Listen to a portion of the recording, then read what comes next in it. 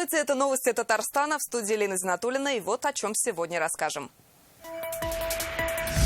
За заслуги и таланты. Один из самых счастливых дней моей жизни. В Кремле выдающимся татарстанцам вручили госнаграды. Кому и за что, расскажет Рамиль Шайдуллин. Большие планы на М-12. Из 15 вариантов мы должны выбрать один самый оптимальный. Что еще предстоит, узнал Дмитрий Аринин. В Казани 3-летний ребенок выпал из окна 5-го этажа и разбился. Ребенок забрался на подоконник, облокотился на москитную сетку. Что рекомендуют специалисты, чтобы обезопасить ребенка, узнала Вероника Гайнудинова. Финансовая грамотность на доступном языке. Мне в этом году стало интересно именно инвестиции, акции. Как учат казанских школьников правильно планировать доходы и расходы, узнала Нафиса Минязова. Следователи выясняют причину взрыва в жилом доме на улице Батаршин. Он прогремел в разгар рабочего дня. Во время пожара эвакуировали весь подъезд. Как выяснилось позже, хозяина квартиры подозревали в изготовлении взрывчатых веществ. Это подтвердилось во время обыска, который завершился ЧП. Хронологию событий восстановит Рамиль Галиуллин. Там вызывалась пиротехника. Эта женщина оказалась в эпицентре событий. Утром к ней постучались полицейские с просьбой стать понятой. В квартире на 2-м этаже проходил обыск. У проживающего там 49-летнего мужчины нашли взрывчатые вещества. Незадолго до этого оперативники узнали, что мужчина изготавливает бомбы. С проверкой медлить не стали. Сотрудники уголовного розыска МВД по Республике Татарстан обнаружили порох, патроны разного калибра и различные компоненты для изготовления взрывоопасных веществ. Во время изъятия запрещенных предметов произошло их возгорание, которое было локализовано в кратчайшие сроки. Все, что нашли, выложили на лестничной площадке, чтобы описать, правильно оформить документы, и произошло возгорание. Сначала был хлопок в подъезде, потом огонь перекинулся на квартиру. К моменту приезда пожарных и медиков квартира горела открытым пламенем. Весь подъезд, вплоть до 9-го этажа, в дыму. Началась эвакуация. Прибывшие пожарные обнаружили в зоне сильного задымления 5 жильцов данного подъезда. При помощи масок спасаемого капюшонного типа от дыхательных аппаратов на сжатом воздухе пожарные спасли данных граждан и вывели их на свежий воздух. Кроме того, для того, чтобы минимизировать последствия задымления в подъезде и не допустить случаев отравления продуктами горения, пожарные разбили стекла в подъезде со 2-го по последний этаж, чтобы обеспечить выпуск дыма. Площадь возгорания составила 50 квадратных метров. С огнем пожарные справились за полчаса. Пострадавших нет. Хозяин квартиры наблюдал за всем со стороны. Был в наручниках. Признается, порох хранил, в пожаре виновен. А за что вас арестовали? За хранение фейерверков. А это по вашей вине произошел пожар? Да. А почему вы дома фейерверки хранили? Готовился к 9 мая. Подозреваемый задержан. Решается вопрос о возбуждении уголовного дела. Скорее всего, это будет незаконное хранение и изготовление взрывчатых веществ. Рамиль Галиуллин, Елена Саляхова, Наиль Абдуллин, ТНВ, Казань.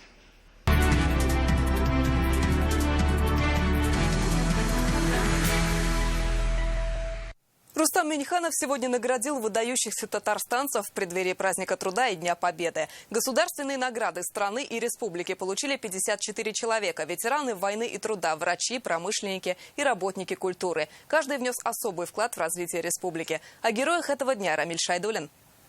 Президент Республики Татарстан. В Пушечном дворе Казанского Кремля сегодня особая атмосфера. В зале ветераны, заводчане, нефтяники, инженеры, врачи, работники сельского хозяйства и культуры. Все они представлены госнаградам.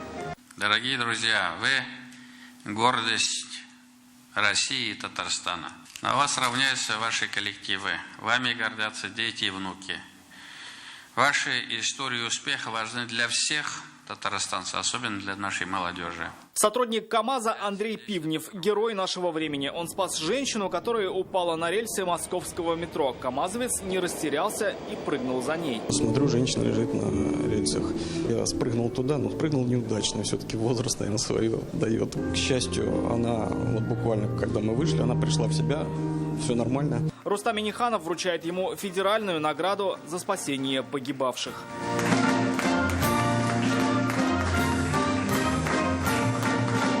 Они тоже спасают жизни и делают это 365 дней в году. Врачам президент республики вручает почетные грамоты Владимира Путина за вклад в борьбу с ковид. Хочу сказать большое спасибо. Мне очень приятно. Это для меня большая честь. Погодин Сергей Николаевич. Главного военкома Сергея Погодина президент награждает орденом за заслуги перед Республикой Татарстан. Участников Великой Отечественной войны Миниханифа Низамова и Александра Малова медалями столетия ТАССР. Смешанные чувства. В прошлом году мы праздновали веселый праздник 75-летия Победы, а сегодня немножко с грустинкой начала войны. Наиля Агараева так-то не раз доказывала, что ничто не сближает так, как искусство, за многолетнюю службу в театре. Орден дружбы «Дуслык». Я сегодня в очень большом волнении. Это для меня большой знаменательный день. Башира Насырова считает этот день одним из самых счастливых в своей жизни. Она получает звание народной артистки республики. Один из самых счастливых дней моей жизни, можно сказать. Огромное спасибо нашему президенту, уважаемому, за то, что нашему правительству, за то, что мое творчество так высоко оценили. Высокой оценки сегодня удостоились 54 человека, чьи работы ценят как в республике, так и в масштабах всей страны. Рамиль Шайдуллин, Марат Зайдуллин, ТНВ, Казань. Только что в Казани начался предпремьерный показ фильма «Девитаев» режиссера Тимура Бекмамбетова. Это история легендарного советского летчика Михаила Девитаева, который был сбит, попал в плен и угнал вражеский самолет. За подлинностью фактов в фильме следил сын летчика Александр Девитаев. В эти минуты наш корреспондент Наталья Мезина находится на красной дорожке в кинотеатре. Наталья, какая обстановка сейчас у вас?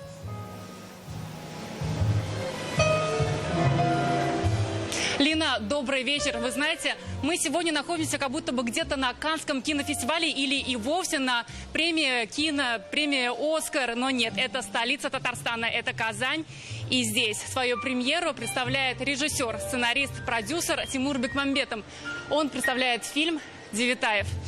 Буквально несколько секунд назад на этой красной ковровой дорожке встретились создатели фильма, актеры, исполнители главных ролей. Среди них и Павел Прилучный. Он, кстати, исполнил роль летчика легендарного Михаила Девитаева. Также были члены правительства Азгат Сафаров, Наталья Фишман-Бекмамбетова и Ильсур Медшин. До показа прошла пресс-конференция, и нам удалось узнать некоторые секреты о фильме, среди которых, конечно же, и тот факт, что актеру пришлось похудеть даже на 15 килограмм и самому научиться водить истребитель. Давайте послушаем создателей фильма. Прежде всего, республика в лице моей жены принимала участие, которая меня познакомила с дочерью Александра Михайловича и с Александром Михайловичем. И, кроме всего прочего, мне очень помогал и мэр города Ильсур Раисович. И там люди говорят по-татарски, не так много, как, наверное, хотелось бы жителям Татарстана, но говорят. Было условие, которое поставил сам Тимур. Это то, что мы не должны отойти от какой-то правды, от реальности, как было на самом деле. И за этим я вроде бы должен был наблюдать.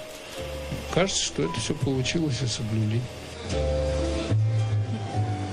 И вы знаете, на самом деле не укладывается в голове, как узник концлагеря смог угнать вражеский немецкий самолет, спасти при этом 8 боевых товарищей и улететь из фашистской Германии прямо в Советский Союз.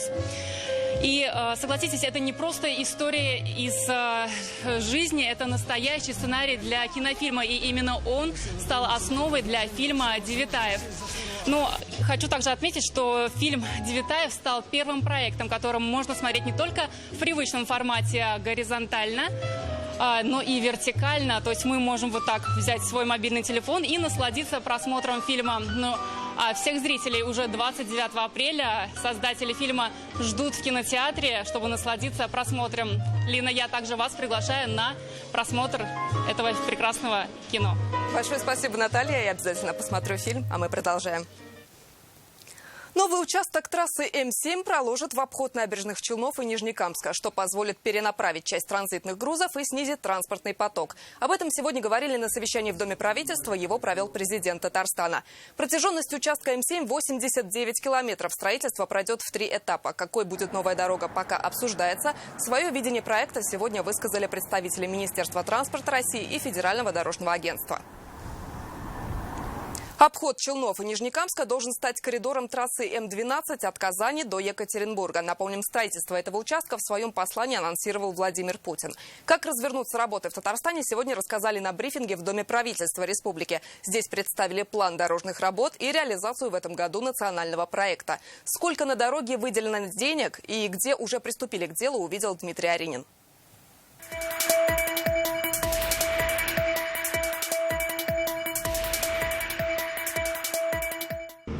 Перекресток улиц Несмелого и Гладилова – одно из немногих мест в республике, где сейчас от планов уже перешли к реализации. Здесь предстоит уложить новые дорожные покрытия, установить бордюры и сделать новый тротуар. Как мы видим, сейчас этим уже занимаются. Всего в этом году на дорожные работы в Татарстане выделено 37 миллиардов рублей. Предстоит более 50 километров дорог построить и свыше 700 отремонтировать. Также должны появиться 6 новых мостов, а по президентской программе «Наш двор» преобразятся более 1000 мест. Республика Татарстан реализует национальный проект «Безопасные и качественные дороги». За весь период реализации национального проекта выполнен ремонт 792 километров автомобильных дорог. Дорожники Татарстана в предвкушении и большой стройки. Предстоит сделать скоростной участок для магистрали М12 от Казани до Екатеринбурга. Этим коридором станет действующая трасса М7. Ее участок от Челнов до границы с Башкортостаном расширят. Там сейчас дорога М7 является третьей технической категории. Будет доведена полосность до 4 полос движения. Ну, конечно же, в этот коридор войдет планируемый сегодня Росавтодором обход набережных Челнов и Нижнекамска с мостовым переходом через реку Кама. Пока то, что есть в планах платная часть, это вот М12 от Москвы до дороги Шали-Баблы. Для этого участка трассы М12 предстоит определиться с трассировкой моста через Волгу. Сейчас специалисты рассматривают 15 вариантов. Из 15 вариантов мы должны выбрать один самый оптимальный. Там есть на сегодняшний день из 15 3 самых оптимальных. Один вариант это в виде вантового моста 2,2 километра, а второй вариант пришли с оптимизированным вариантом через Котловку, Костенеево. Он получается 1,5 километра балочный мост. Мост через Волгу и трасса М12 должны быть построены к 2024 году. Магистраль станет частью континентального пути Европа-Западный Китай. Доехать из Казани до Москвы можно будет в 2 раза быстрее, за 6,5 часов. Макроэкономический эффект для всей страны составит более 2 триллионов рублей. Дмитрий Аринин, Данил Филатов, ТНВ, Казань. Очередной дорожный скандал назревает в Татарстане. Жители села Антоновка Камско-Утинского района пожаловались на бездорожье, но местные власти назвали это капризами. Все детали читайте в интернет-газете «Реальное время». После страшной трагедии прокуратура сегодня обратилась к родителям. 3-летний ребенок выпал из окна 5-го этажа и погиб. Это первый случай в этом году. В прошлом году их было несколько. Уголовное дело уже возбуждено. За оставление детей в опасности предусмотрена ответственность. Как обезопасить ребенка дома и почему москитная сетка – ненадежная защита? Вероника Гайнуддинова. Вот это дом на Павлюхина, в котором и произошла трагедия. По предварительной информации, родители 3-летнего мальчика уехали на работу, а ребенка отвезли к бабушке. Она же поехала к родственнице, а мальчика оставила с 13-летним сыном. Когда старший ребенок ушел на кухню, малыш забрался на подоконник, открыл окно и облокотился на москитную сетку. Конструкция не выдержала, и мальчик упал с высоты 5-го этажа. Малыш погиб на месте. Семья хорошая.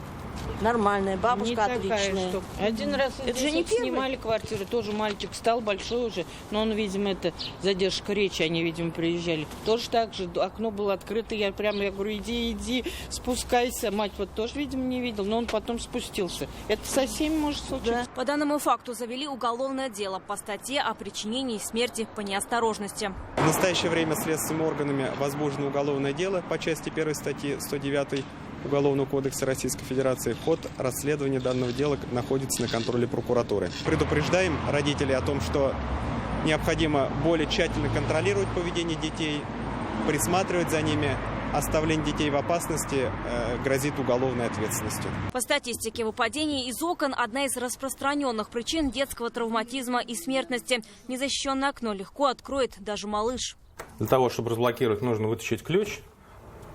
Соответственно, чтобы ребенок не смог открыть, нужно просто нажать кнопку. Алексей Кокаров, специалист по установке пластиковых окон, рассказывает, семьи с маленькими детьми часто заказывают ограничители на окна. На самом деле это является очень простым и недорогим методом, чтобы обезопасить своих детей. Рамия Кадырова установила такие ограничители 2 недели назад во всех комнатах. 11-й этаж. Небезопасно. Теперь спокойный. Скоро лето, можно проветрить комнату и не переживать за внука. А если вот этот закрыть, окно откидывается только. Вот она уже так не открывается. Видите, ограничитель стоит. И вот только вот так вот уже ребенок точно уже сюда не полезет. Все. Что еще можно сделать, чтобы обезопасить своих детей? Применяем алюминиевые сетки специальные есть. То есть они там и крепятся, как бы и достаточно крепкие. Даже взрослые проверяли. Получается, если облокачиваешь, то они стоят, как стояли на месте. Мы вот на 19 этаже проживаем. У нас все окна на замках специальных.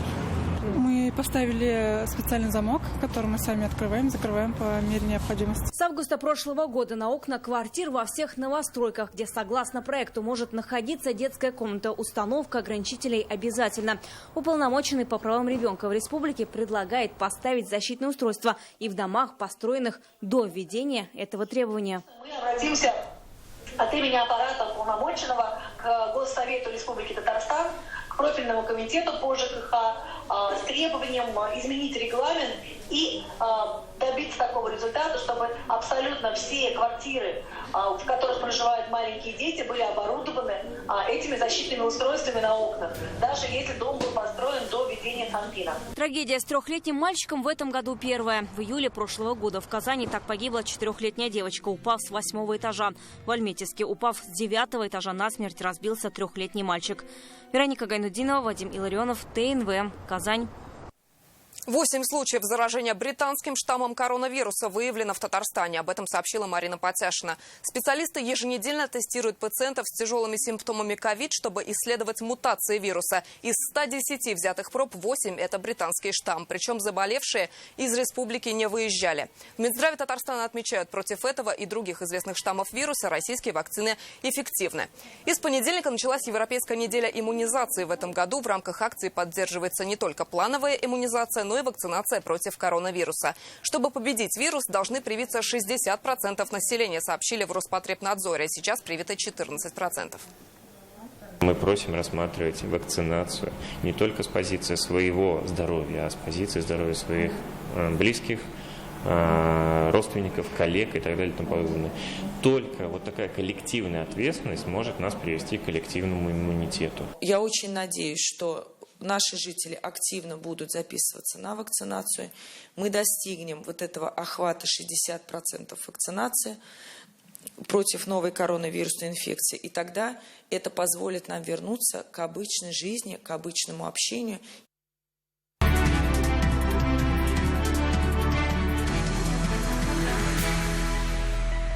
Рустам Минниханов сегодня в Москве принял участие в заседании попечительского совета Российской академии народного хозяйства и государственной службы при президенте страны. Президент Татарстана входит в попечительский совет академии. По итогам собрания одобрили программу ее развития до 2030 года. Академия продолжит свое развитие в качестве главного центра подготовки кадров для государственного управления. Акцент сделают на цифровизации.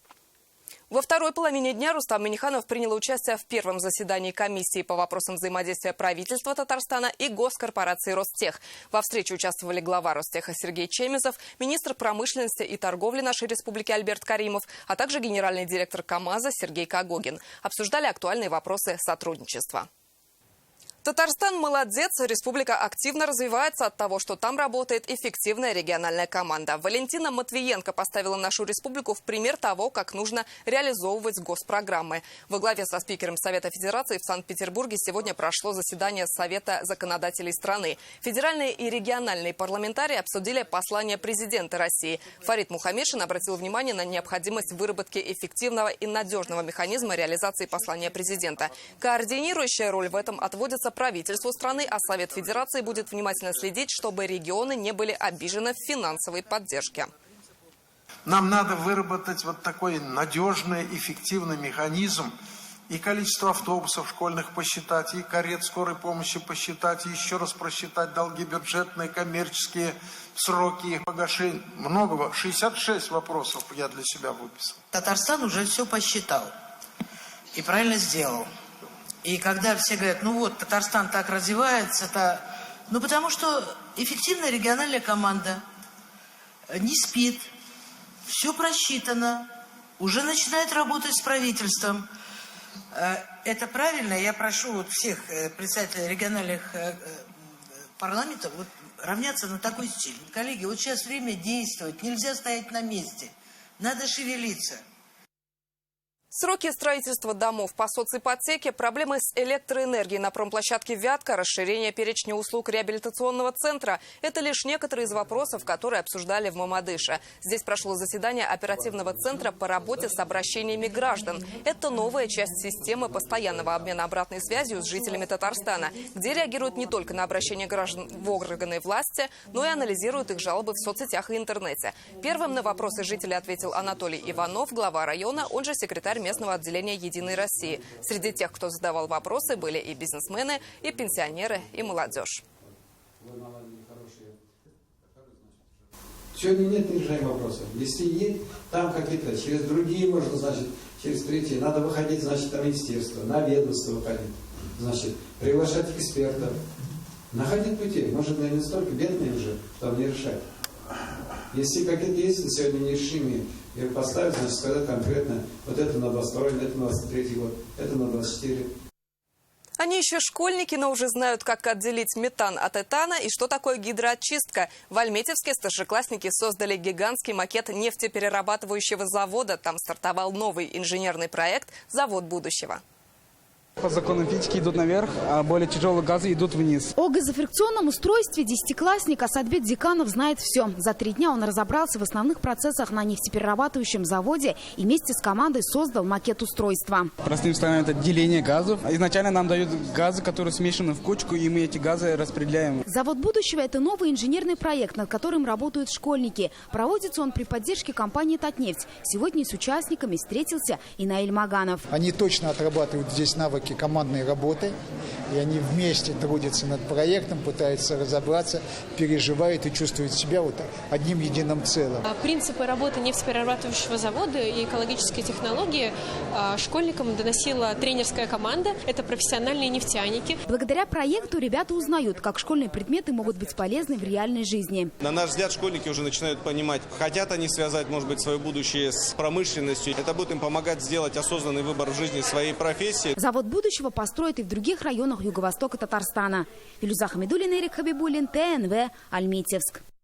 По татарской выпечке, лешу и чак-чаку будут оценивать индекс роста цен в России. Такой ответ сегодня дала глава Центробанка Эльвира Набиуллина казанской школьнице на онлайн-уроке финансовой грамотности. Сегодня в стране стартовала Всероссийская олимпиада «Юный предприниматель». Участие принимают 13 регионов России, в том числе Татарстан. Какие вопросы у юных финансистов, узнала Нафиса Минязова.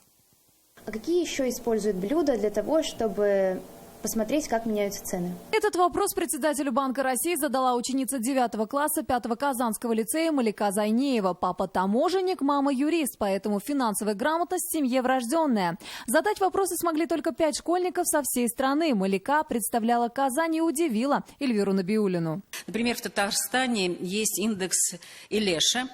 В Оренбургской области индекс Чак-Чака. Есть и более экзотические индексы, например, индекс красной помады. Росстат рассчитывает инфляцию по широкому кругу товаров. Из чего готовят Элеш и Чак-Чак Эльвира Набиуллина и Малика Зайнеева знают прекрасно. Обе из татарских семей. Ответ главы Центробанка школьница оценила. Он был очень развернутый, полный, но в то же время очень легко для восприятия ребенка. Дети задавали совсем не детские вопросы. Стоит ли копить с пенсии уже сейчас, в какой валюте держать сбережения и стоит ли брать кредиты. Онлайн-уроки по финансовой грамотности организованы Банком России в 2015 году. И любая школа может подключиться к этому проекту. Так и сделал 5-й Казанский лицей. С 2018 года он и вовсе стал опорной школой Банка России по финансовой грамотности. В прошлом году мы заняли первое место в целом Российской Федерации по вхождению в онлайн-уроки. Весеннюю сессию мы практически закончили.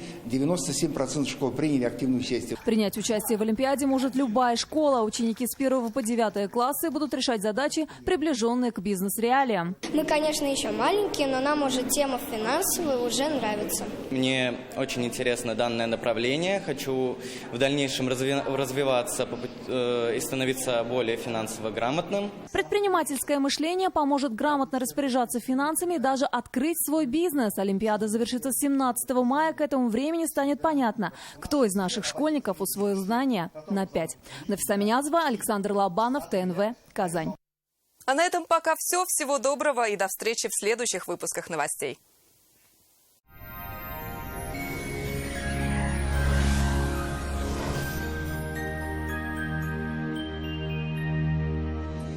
Здравствуйте. Погодные процессы в республике все еще оставляют желать лучшего. В среду дневная температура станет ниже. По данным сервиса Яндекс.Погоды, на юго-востоке в Бугульме, Вавлах, Азнакаево прохлада сохранится, +9, преимущественно без осадков. Прохладно будет и в Нижнекамске, Набережных Челнах и Елабуге, +10, ночью дожди, а днем без осадков. На севере Татарстана, в Агрызе, Менделеевске, Актаныше местами пройдут небольшие дожди. Температура пониженная, ветер порывистый. На северо-западе, в Арске, в Кукмаре, Балтаси переменная облачность. Дневная температура 8 градусов выше нуля. Пока рано еще вытаскивать летние вещи, так как в ближайшие дни будет достаточно прохладно. На юго-западе, в Болгаре, Држаном, Буинске переменная облачность. Местами возможен дождь и всего 6 градусов выше нуля. В центральных районах, в Чистополе, в Альметьевске, Мамадыше также надежды на потепление мало. Ночью дожди, а днем осадки не ожидаются. Синоптики называют апрель самым капризным и неустойчивым месяцем, и резкие перемены погоды для последних его дней довольно характерны. В четверг станет чуточку теплее. Планируете ремонт или покупку техники? Срочно понадобились деньги? Кредит наличными на любые цели от Акбарсбанка. Подача заявки онлайн и предварительное решение за 5 минут. Жить лучше – это искать возможности для большего. Это до 2 миллионов рублей под 6,9%. Акбарсбанк. Живите лучше. В среду в Казани переменная облачность, вероятность осадков небольшая. Ночью +4, а днем около 7 градусов выше нуля. Ветер западный, порывистый. Атмосферное давление по-прежнему ниже нормы, влажность воздуха 70%. В магнитном поле Земли без заметных возмущений. О погоде все. В студии была Лейла Латыпова. Всего доброго и до свидания.